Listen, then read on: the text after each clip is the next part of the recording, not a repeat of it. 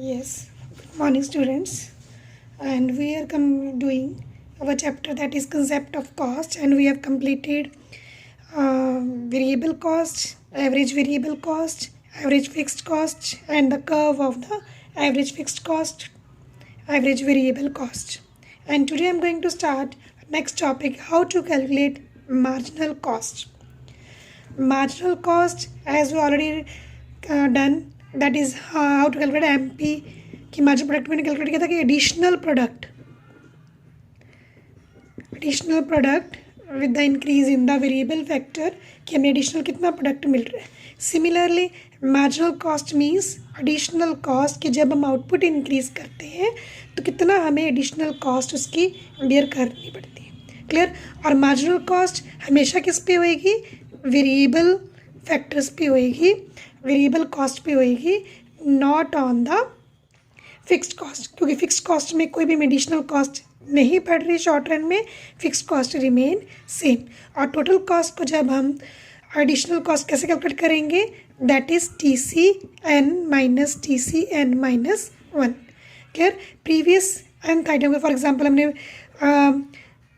0 output है, then our total cost is 10 और marginal cost भी क्या आएगी? No marginal cost. और अगर हमारी TC 20 है, 20 फर्स्ट यूनिट की है, तो इनिशियली हमारी TC कितनी 0 की थी? 10. इट मीन्स 20 फर्स्ट यूनिट पे कितनी आ गई हमारी? 10. या इसका आप डिफरेंस भी ले सकते हो डायरेक्टली. चेंज, इसका भी फॉर्मूला है NC is equal to change in TC over change in quantity. Clear बच्चे? So NC is change in TC में कितना चेंज आ रहा है? दैट इज 8 यूनिट का आ रहा है. और आउट में कितना चेंज आ रहा है? 1 यूनिट का आ रहा है. It means 8 divide by 1 that is 8. 34 minus 28 that is 6. 6 divide by 1 that is 6. तो या इसको डायरेक्ट सब्ट्रैक्ट भी कर सकते हो, या आप ये फॉर्मूला, दोनों फार्मूले क्या है? करेक्ट है. MC is equal to TCN minus TCN minus 1. Clear बच्चे? So 10, 8, 6, 4, 6, 8 and last one is 16. तो ये हमारी क्या होगी? Marginal cost. अब इसको डायग्रामेटिकली कैसे प्रेजेंट करेंगे हम? Here is output, here is marginal cost. और बार बार कह रहे हैं कि बच्चे पॉइंट्स प्रॉपरली प्लॉट करना, ताकि फिर आपको कोई कन्फ्यूजन नहीं होगी कि शेप आप क्योंकि एग्जाम में भूल जाओगे. Clear?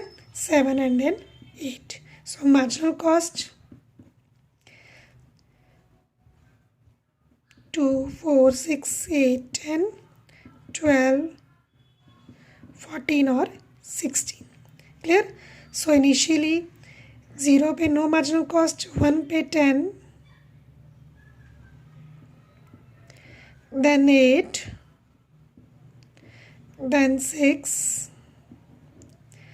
then 4, again 4, then 6, then 8 and then 16. That is again U-shaped. It shows initially it is increasing. Additional cost हमारी क्या हो रही है? Decrease. Initially it is decreasing and a situation when it starts rising. Rising भी कितनी हो रही है? डबल हो रही है. 8 से सीधा 16 में. That's why it starts upward sloping.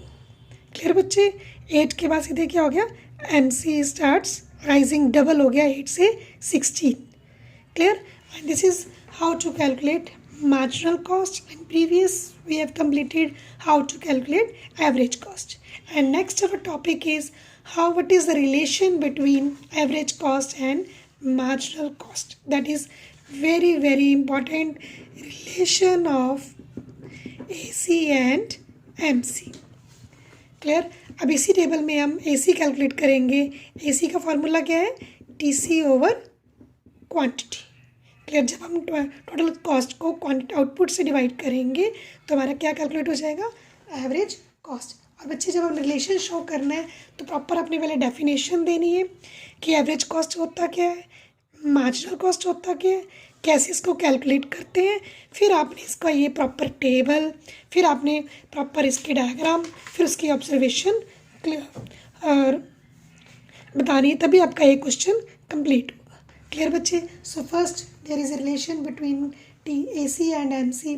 So here is infinite, that is marginal cost 0 पे, no,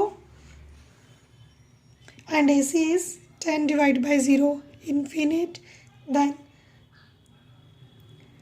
total divided by output 20, 28 divided by 42, 14, 11.3, 9.5, 8.4, 8, 8 and then 9. Clear बच्चे? अब इसको डायग्राम में हमने प्रेजेंट करना है और इसकी ऑब्जर्वेशन देखो। टेबल से ही क्लियर है बच्चे, आपको इनिशियली मार्जिनल कॉस्ट और average cost both are decline, दोनों क्या हो रही है? कम हो रही है। क्लियर? बट जो मार्जिनल कॉस्ट है वो एवरेज कॉस्ट से क्या है? ज़्यादा कम हो रही है। क्लियर? एवरेज कॉस्ट भी डिक्लाइन हो रही है, बट मार्जिनल कॉस्ट क्या है? ज़्यादा स्पीडली, रैपिडली और इंक्रीजिंगली क्या हो रही है? डिक्लाइन हो रही है। ज़्यादा स्पीडली मतलब देखो यहाँ पे 11.3 एवरेज कॉस्ट है हमारी और मार्जिनल कॉस्ट सिर्फ कितनी है? 6 है। यहाँ पे ये 8.4 है, ये अपने लोएस्ट पॉइंट पे पहुँच गई, दैट इज़ 4। इसके बाद मार्जिनल कॉस्ट क्या हो रही है? इंक्रीज़ हो रही है। और एवरेज कॉस्ट क्या है? यहाँ तक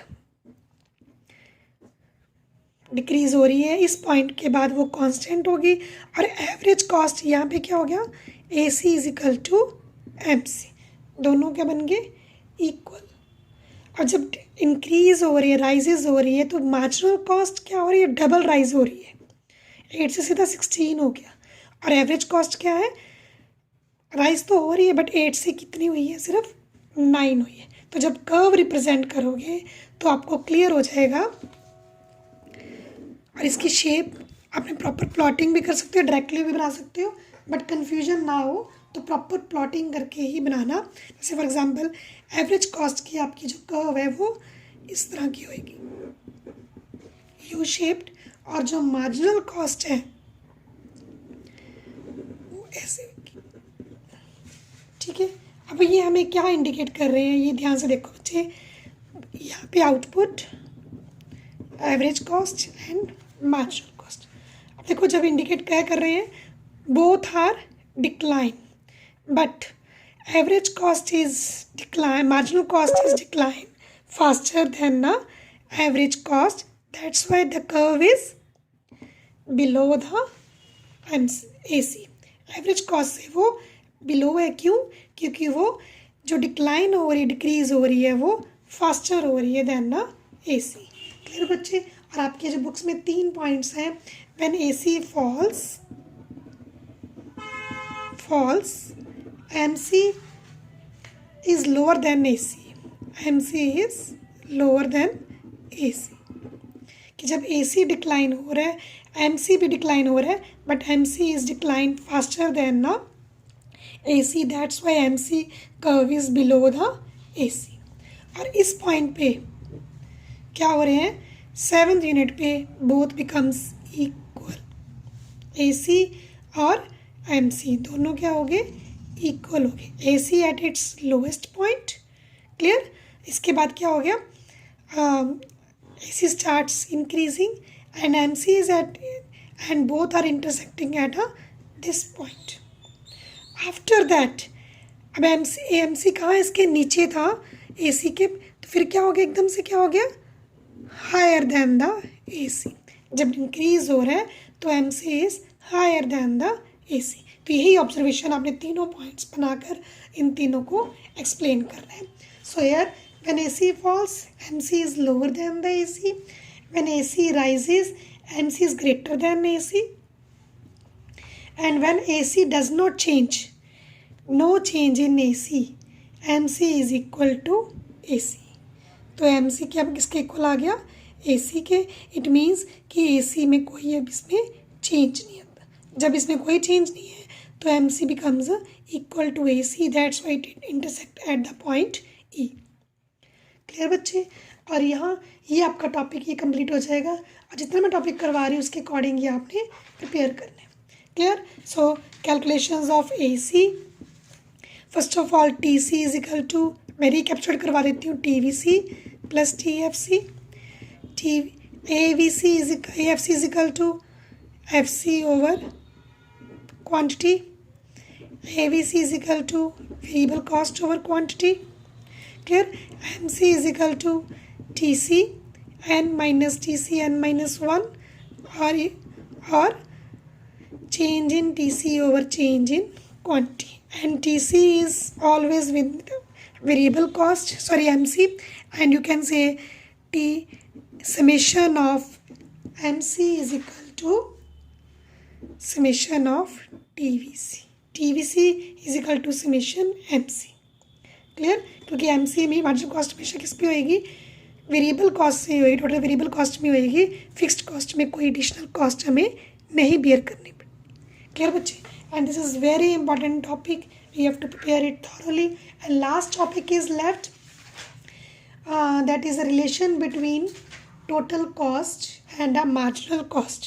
Tomorrow we will complete, and there are some numericals in which how to calculate TC, TFC, variable cost, ये आपको पीछे given है, वो भी मैं आपको कल करवा दूँगी।